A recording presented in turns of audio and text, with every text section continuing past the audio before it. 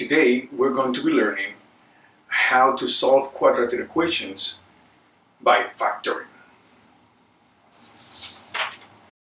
You are already familiar with the process of using the distributive property to multiply polynomials. Let's say we want to multiply two binomials, x plus 1 multiplied by x plus 2. Then we have to multiply all the terms of the first binomial by all the terms of the second binomial. This will give us x squared plus x plus 2x plus 2.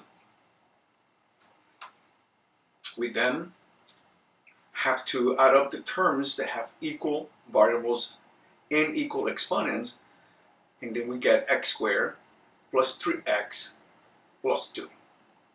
This is the product of multiplying these two binomials. You are also already familiar with the process of factoring polynomials. Let's say you have the trinomial x squared plus 3x plus 2, and then you want to factor that. Well, that's equivalent to x plus 1 multiplied by x plus 2. Those are the factors of that trinomial. Now think about this question. There are two numbers, a and b, and when we multiply a times b, we get 0. If when we multiply a times b, we get 0, what can you infer about the values of a and b? Now, remember that any number multiplied by 0 equals 0.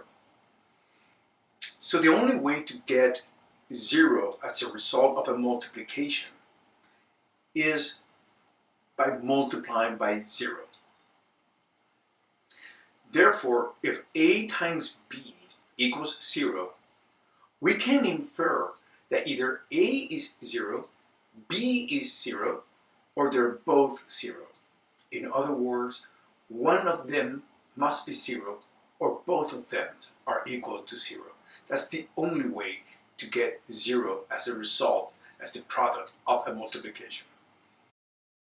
This is known as the zero property, and we can use this property to solve quadratic equations. Suppose we have this equation, x squared plus 3x plus 2 equal to 0, and then we want to solve this equation.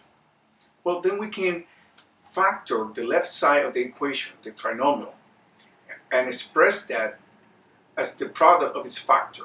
So that will be x plus 1 multiplied by x plus 2. Now, the fact that we have two factors that will multiply equals 0 means that one of them is 0 or the two of them is 0. We call that an inference. We can infer that.